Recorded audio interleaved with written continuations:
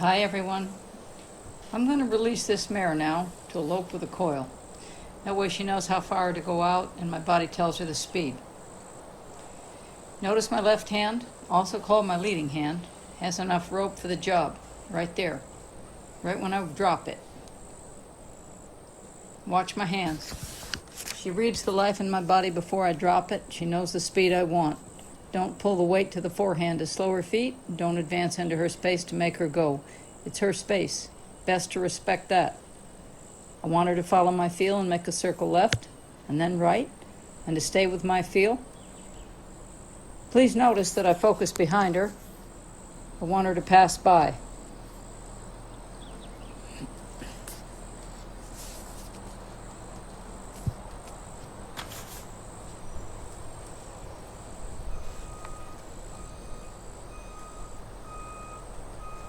As I move my feet right there, she pays close attention. She gets her feet in time with mine.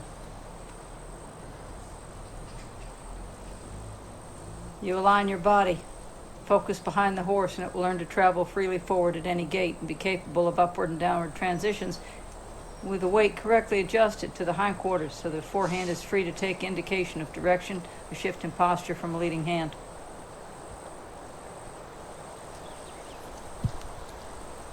What you help them learn on the ground about your leading hand will carry to the reins when you ride. Manage the speed without pulling. The pace of my feet carries intent. She can read my full intent from my body position.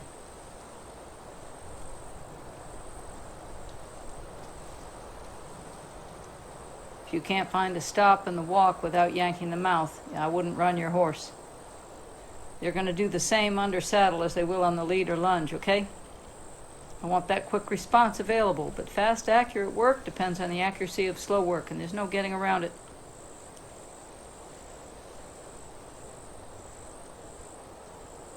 Soon here, I'm going to release her to a stop. 1, 2, 3, 4, 5. Nope, she's not stopping. She's run off now. That's all right. She got pretty fired up, and I asked for more than I should have under the circumstances. So we'll take an intermission here. That relaxes her jaw. I get on both sides of her with my hand. Now I'm going to ask her to tip the weight up and back. Because of me. Not in spite of me. I don't crowd them back or chase them back. Lift, release, catch up to her. That's where you kind of get the idea that you're not crowding them backwards. There's a different definition to that. Here she takes a breath. We're going to go again. Notice that I look behind her. This time I'm going to drop a small coil.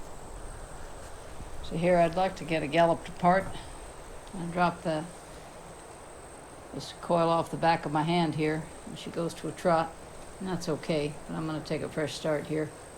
You can see that pulling her up isn't really too complicated. You just show her what you want by the way you stand. You see she can relax there while she figures out what I'm going to ask her to do again. And now we go. There we are.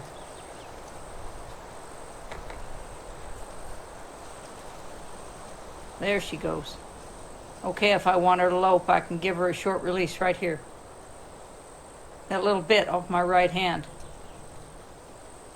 That'll take her from the trot to the lope.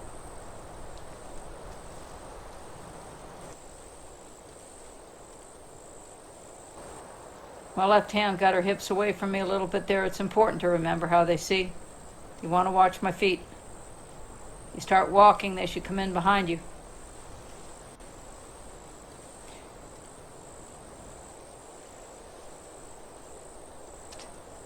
Take her shoulders to the right.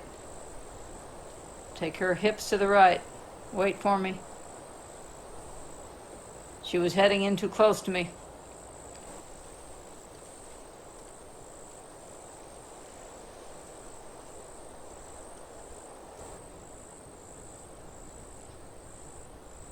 It's hard for them to feel or truly be free when you stare in their eye. But if they learn to tolerate this, it makes slowing down almost impossible to achieve without the use of some force on the head.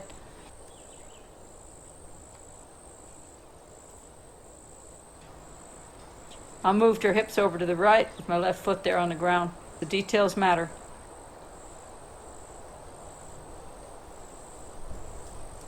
Make good use of the way a horse relies on sound, the sense of movement, the sense of intent, and the sense of sight. We really do tend to underestimate a horse's instincts. You keep your leading hand low when you turn him, right underneath the jaw there. For sure, a horse that's handled only on the left will not be as accurate and responsive as this one. This mare's owner is a good friend of mine. She spent a lot of time studying Bill's book and understanding what he had to offer. They've come a long way together in a few years, and that's what made this demo possible. Even a beginner can do this, because Leslie's only showed me this once. So you change your hands, you roll it over the back of your hand, you drop it, and then you change your hand. So you want to be sure and practice this with your horse before you go out there.